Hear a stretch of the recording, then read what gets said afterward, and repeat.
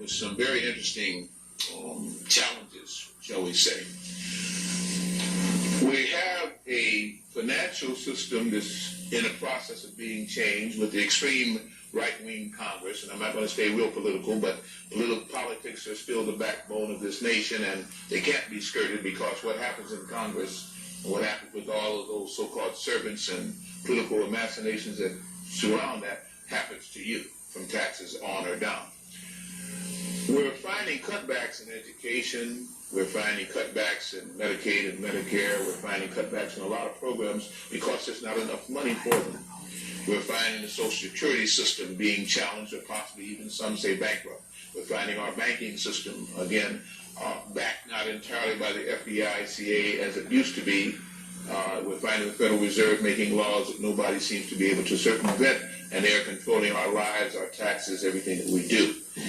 Based on all of that now, we're finding that the Cold War supposedly has ceased. The Cold War, of course, was supposedly where we were dumping, meaning we, the United States of America, lots of money into to keep communism from usurping and taking advantage of us and usurping a democratic, free form of society, a republic, if you would.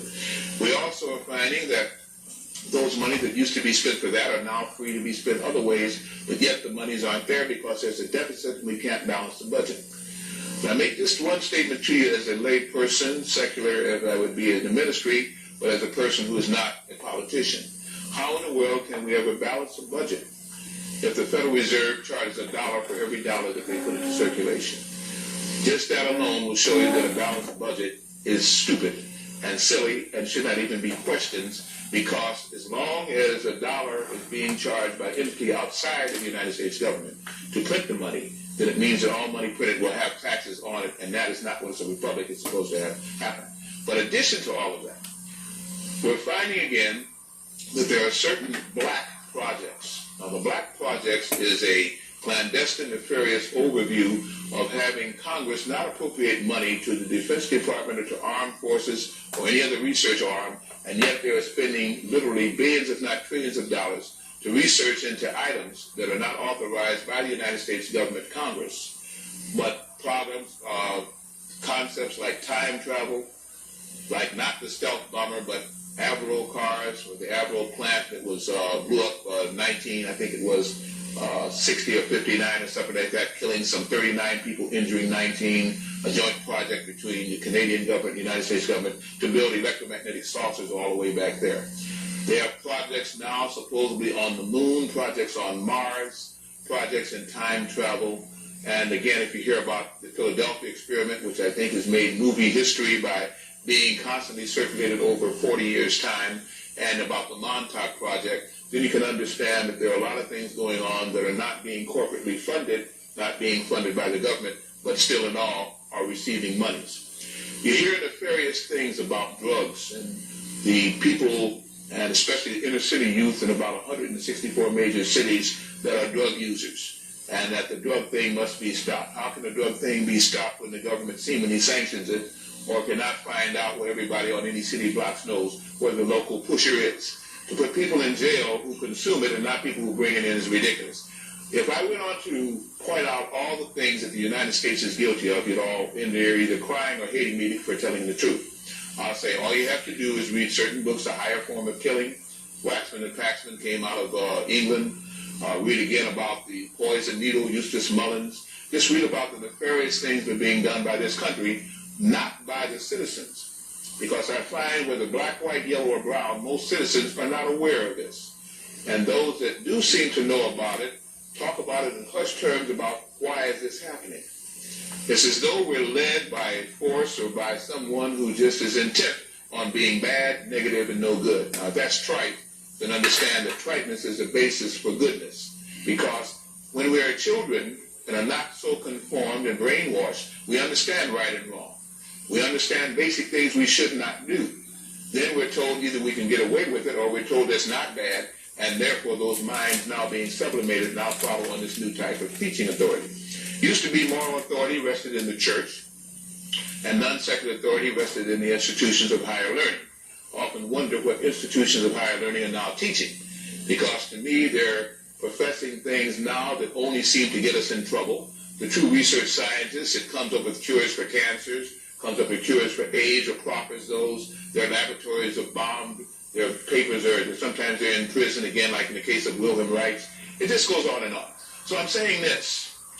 In case you wonder why some of the things that I'm going to get into tonight may be happening or may happen, look no further than your own mirror. Either you've allowed this to happen because you think it's funny, or because of naivety, or you know others that you should correct and you're afraid to approach them because they might hurt you, or you have no soul yourself about what is right and wrong. Everybody that allows things to go on that should not go on, for either fear of safety of self, or for naivety, or for money profit, therefore has to pay when the chips come down. We've done a lot of wrong here. This country is far from being not guilty of a number of terrible, what can I say, just terrible things, we'll leave it like that. At the same time, there are far worse countries and far worse regimes that run those countries. But now, with what is called the New World Order, these things are being amalgamated. The good now becomes the bad, and the bad becomes the not so bad. Things can now be allowed as long as this one rule can come under the guidance now of the government forms that will let one world exist, one means of distribution, manufacture, one means of production, and one world card. Because the end result of the New World Order is to have one world card, no money systems, all monetary systems obfuscated. We are finding now that there are old plagues that are now coming around to become new scourges. They talk about Lambia Guardia, or Guardia Lambia. They talk about Ebola. They're talking about, again, I have a quote from this paper here, if I can find it. I think they call it the Vitigai or Degai, a new disease coming out of Mexico, out of the Mato Grosso, where they're cutting down the trees. They have viruses of all sorts, and of course the AIDS pandemic not only threatens blacks, but it threatens not only homosexuals, but it threatens heterosexual people from all walks of life. We're finding again that the ozone, the hole that supposedly started over one of the poles of the United States, of the world, has now spread not only over the United States, but over almost all major continents. This hole in the ozone allows ultraviolet UF rays to come through, which are very detrimental to people who have very little skin pigmentation, as well as to people who have a lot of skin pigmentation. What this is causing is melanomas and carcinomas, melanomas of the skin, carcinomas and leukemias of the blood. It is causing the body, which is not able to take in this new ultraviolet, these new energy rays, to burn, to fry. It causes, again, an imbalance within the glandular systems against the things that are secreted. It causes, again, as I say, the blood to become toxic. And once we reach a crisis of toxemia, disease and imbalance always sets in. We have as though the planet was actually turning on us.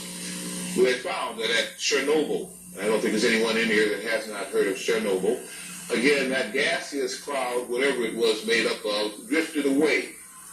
And there are reports of devastating things that this cloud, which is not completely dissipated, is still able to do. Of course, the Russian government denies that. Interpol denies that, and the UN scientific community only gives lip service to it, and not before the public press, which never repeats the idea that some atomic cloud could maybe be drifting over, causing all kind of devastation. They're finding, of course, now that on the moon, where they supposedly spent 15 trips to, and I doubt that very seriously, that they have found pyramids on the moon. They don't talk about it. They found round dome structures on the moon. They found an OB-17 bomber on the moon. They find corpses of what looks like human people, again, on the moon. They found, even with Virgil Grissom and many of the other astronauts, Neil Armstrong and so, that reported that they had been paced and had seen UFOs or some type of unidentified flight objects, not only on the surface of the moon, but pacing them on their journeys to the moon when they actually went. If you remember, again, back in 1959, 1960, when President Kennedy came into power, one of the things that got him incorporated into the United States head congressional person was the fact that he said, we must have a race to space that we must win, meaning the United States must win, that we must beat the Russians to the moon. Then, having put all kind of money, changed again Cape Canaveral to Cape Kennedy, put all kind of resources and monetary and brain power into this, the Russian launched 2 weeks before the supposed United States launch. They launched Sputnik. Then, nothing was ever heard about what happened to the Russian launch. Nothing was ever heard, and all you heard was the United States' prowess and progress into the space race. What did happen was very interesting. In my reading of various books and so on, I'll give you a book list later on if you like it. It's yay long. But at any rate, was that a female by the name of Yuri someone, being one of the cosmonauts, had stated that the Russian launch was blasted out of the sky by an electrical beam, possibly what they now call a beam weapon. I have no idea.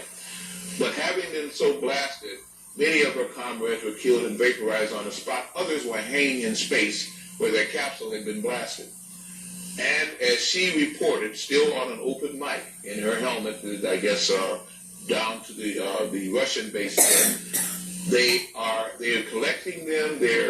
In something she was sobbing, and the last words are supposedly, and now they're coming for me. I repeat, and now they're coming for me.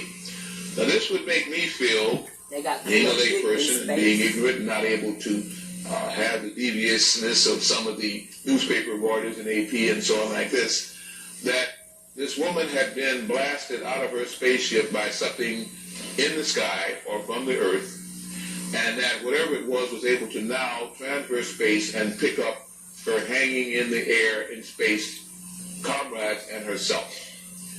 One thing is very interesting. After that, Russia stopped so much the race for space and in space and started getting into metaphysical research. They used to talk about secret projects behind the Iron Curtain, psychic projects behind the Iron Curtain. Uri Geller pops up again, and many other people who were supposedly able to use telekinesis by moving objects, mind control, teleportation possibly they talked about. Many of the things that are now what we see on the TV screens and in the movies, what we call New Age projects, they started back there in the 60s and in the 70s. There was said that Brawatunchek and another place, somebody may help me with another big Russian city, as late as the 70s and 80s had UFO landings there, both in a theme park and also near the Russian embassy in Prague, per se. There supposedly have been a lot of so-called alien contact with the United States. Rumors had been that Eisenhower, rumors had been that Truman had all had UFO contacts, and also personnel that supposedly had driven these ships. Landing supposedly at Edwards Air Force Base, at Lackland Air Force Base.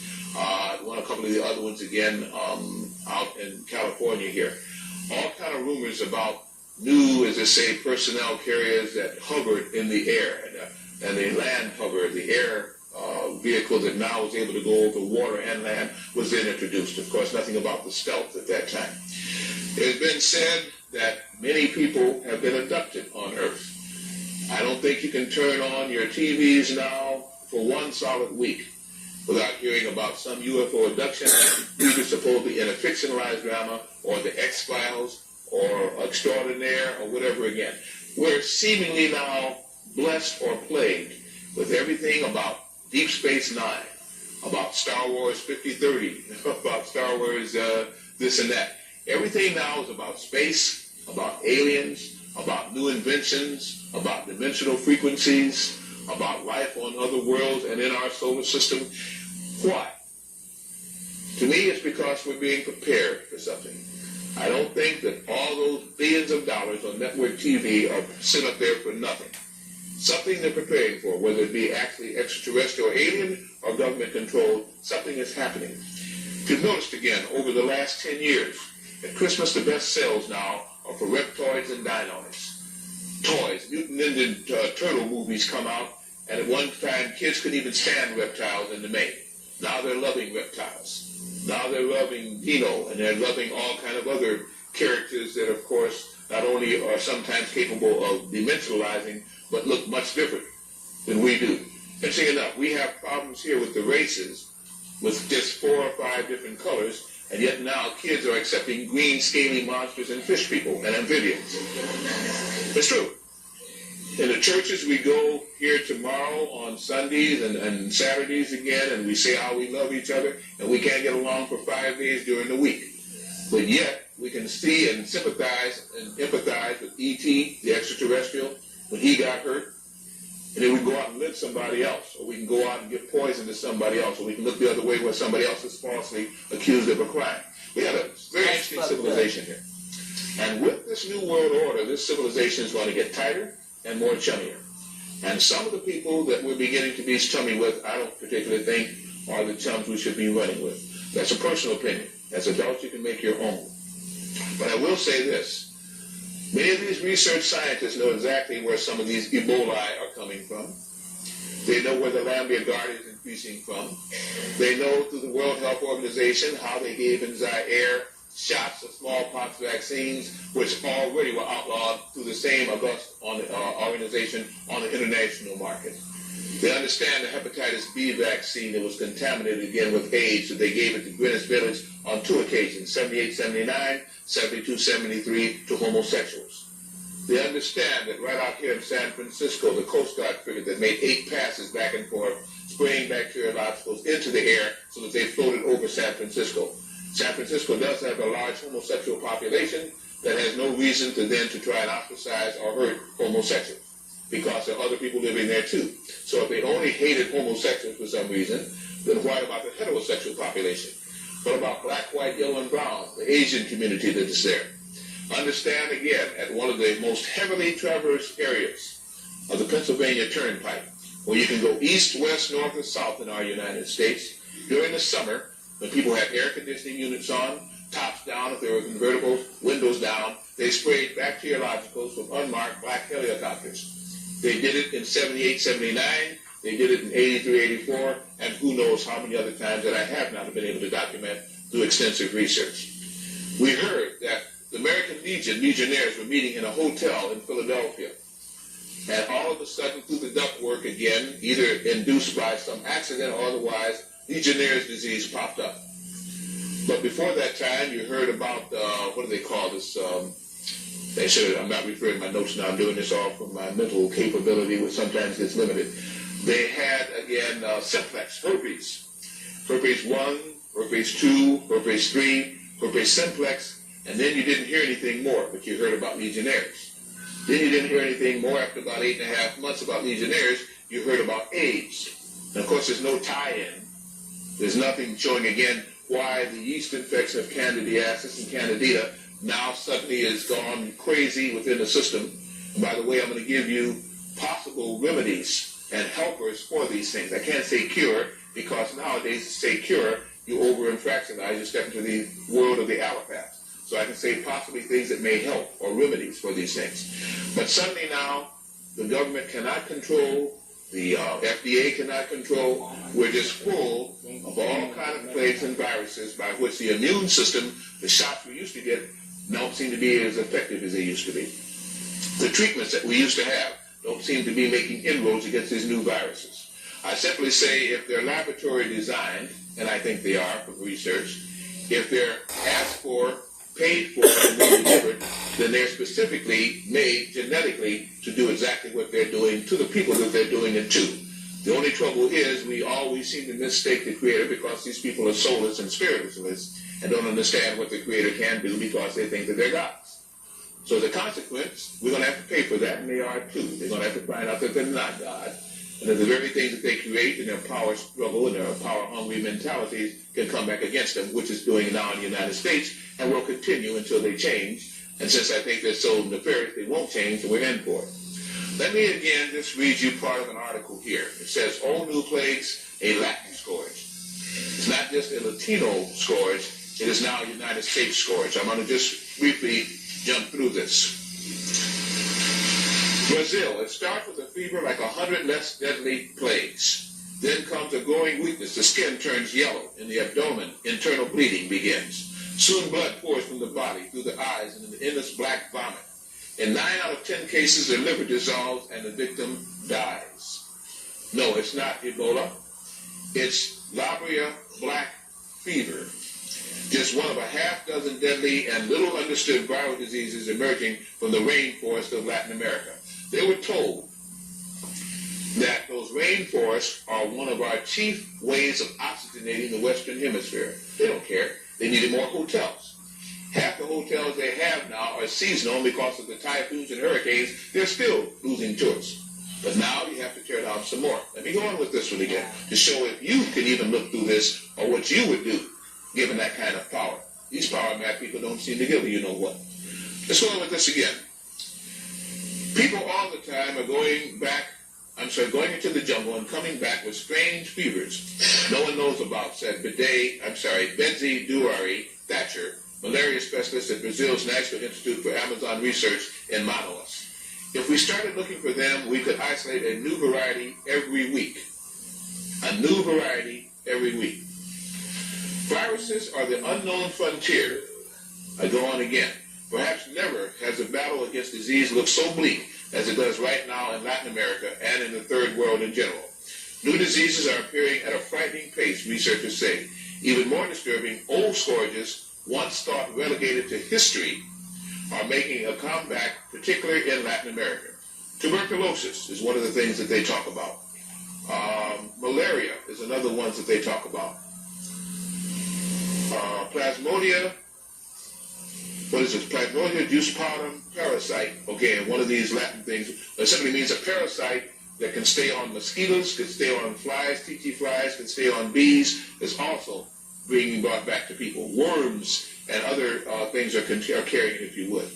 In Nicaragua and Honduras, a mystery illness characterized by chills, fever, and severe bleeding in the lungs has been tentatively identified as parasitic, an animal disease contracted through contact with animal waste. The outbreak has killed 16 people and sickened more than 2,000 in the two countries over the last 2 months alone. A similar outbreak in Brazil killed more than 40 people and injured more than 3,500. This goes on, and then finally I want to just go over, if I can, some of these other names that they gave for it. Cholera. Oh, please hear this one, according to this article. Human migration also has contributed to the spread of disease, cholera, unknown in Latin America until 1991. Apparently arriving in Peru in bilge water dumped from an Asian ship. Since then, it has sickened a million people and killed 9,000 people.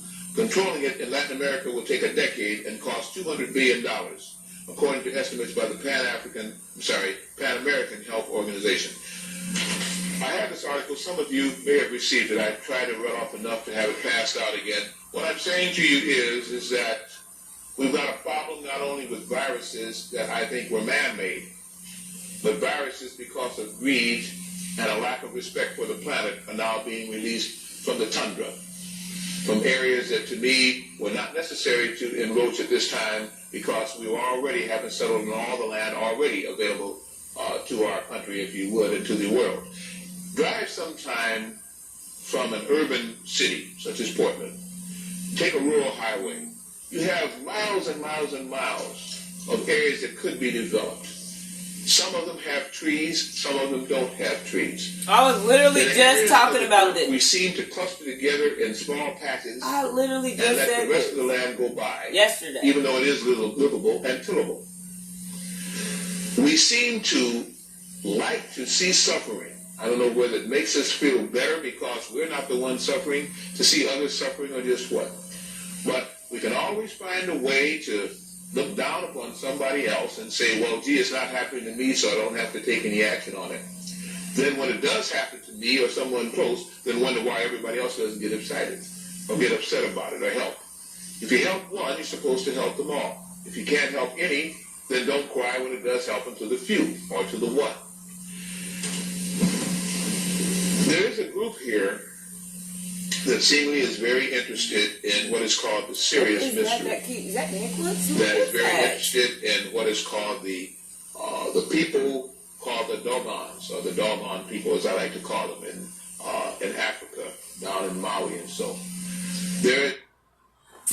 I'm a single mom. I've had a lot of those imposter syndrome moments, but now. There is a people who seemingly are very interested in what happens with the Tuaregs, what happens with the Shillooks, also people in the Congo and in the deserts of Africa who have a very interesting pastime. Their way of life is predicated upon what seems to happen to the dogs. In fact, the phrase, we're going or I'm going to the dogs, comes from the doggone people. Okay? For some time, even before Lewin Watt and Ivan Van Clark and other people on the British Astronomer Royal Society viewed with their telescopes what happened in our solar system and viewed what happened outside of our solar system and began to report about what happened in Proclus and what happens in Alpha Centauri, and what happened again in the dog stars, if you would, Canis Major and Canis Minor. These people could tell those astronomers more about what happened in Canis Major and on Canis Minor than these astronomers could. It wasn't until around 1860 that they even discovered the daggone system here. But before that time, these people had pottery, had parchments or tablets that they carved on, rocked on, and write on, had things that they circulated and tattoos upon their skins, talking about Canis Major and Canis Minor, the dog stars. That protection and help could come from Sirius. And also, as we begin to follow that back through time, back to the 20th dynasty, the 19th dynasty, and the 18th dynasty heyday in Egypt, we find that they had or shared the same common beliefs. Amongst the Egyptians, whether we think that they were prolific in mental power or just in fecundity, these people reached a height that has not been duplicated if we believe that the pyramids were built during those 1600 years' time before the 18th dynasty and when Egypt came into prominence. We find there that all that they knew about astronomy, which was very much, they still held two constellations very serious. They held Orion and the Pleiades and Sirius where? In Canis Major, Canis Minor. They stated that those two amongst all must be watched because they believed that the gods came from there.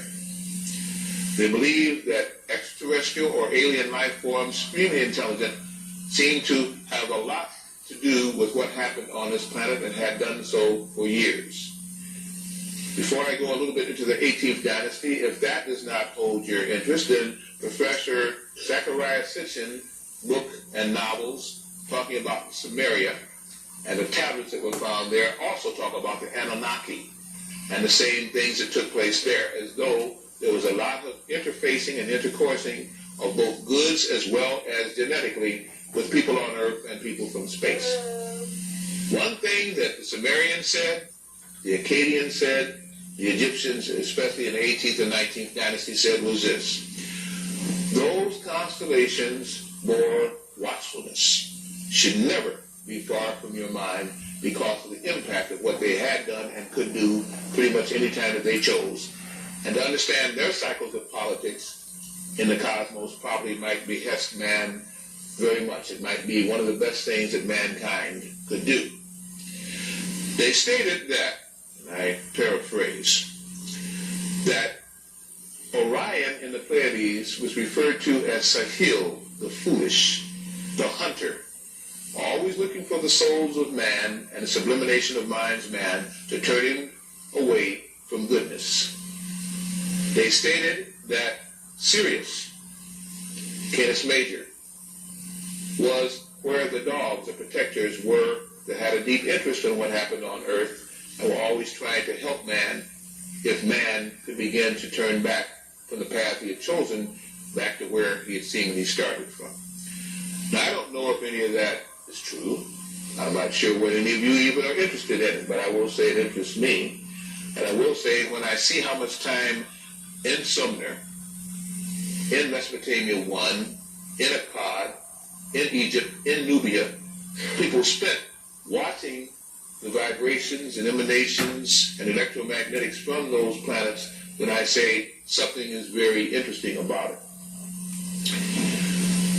We find that during the 18th dynasty, whatever manifested there put an imprint on the genetic structure and the DNA of most of us here. Why do I say that?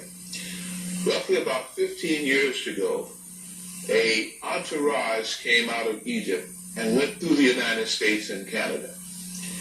It was called King Tut's Entourage. It dealt with Akhenaten, his father, and the golden funerary mask, and all of the regals that were found with that society at that time. And yet, think about this, and yet, millions of people in principal cities throughout the United States came out to view this procession, this entourage. It didn't even have any real sarcophagi. It had only face masks, if you would. Whether they had the real gold with it, who knows? But people by the millions lined up in the snow, in the rain, in the heat, to go to the museums in the various cities in the United States to view this entourage, to see just the face mask of King Tutankhamun. Ask you, why? These were not all black people that came out. These were not all white people that came out. These were not all yellow people that came out. Nor were the brown people that came out. People came out. And they didn't even know why.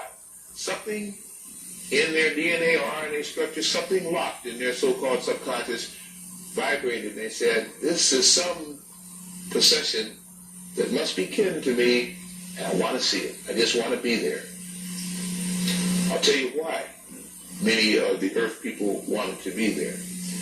Because it was the last time on our earth, in even recent history, that the people who had the bloodline of the gods were able to reign upon earth.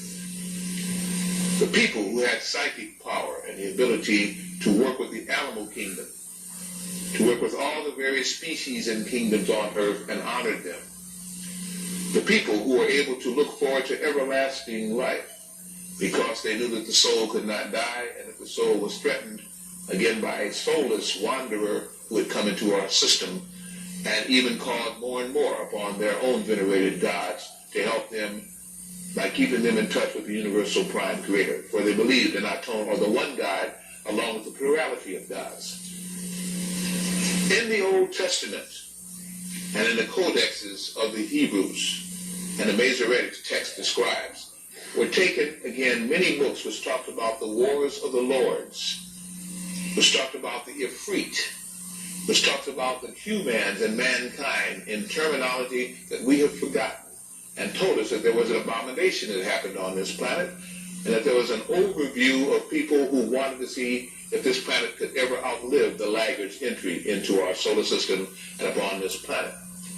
And euphemized in the 18th dynasty, under Queen Tai, Queen Mu, again, Akhenaten, Nefertiti, and of course, Tutankhamun, the boy king, was the last time when these long heads, and this is why many of the Egyptologists and studies of petroglyph and hieroglyphic writing and these so-called researchers state again that they were stylized drawings from a time when Egypt fell. They were not stylized drawings. That's the way these people's heads were. They had long heads, much like the ancient Assyrians had long heads, and the Syrians had long heads. They showed that there was a genetic structure here incorporated in a DNA RNA factor that was not normally in the genes of Earth people.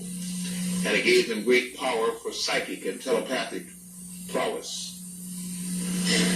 King Akhenaten, sometimes called by the Greeks Akhenamen per se, and Armeniopolis, or something like Amenhotep, was a general who, when he went out on his battles and so, got tired of the fighting. And when in Taxila, talked with the Frailties there, Taxila is now Singapore, it was part of Asia, and was introduced to the Eightfold Path of Buddhism, and introduced to Krishna and Buddha. Both of those terms mean the black, or the black ones. Buddha means hail the black. Krishna is the purple black God.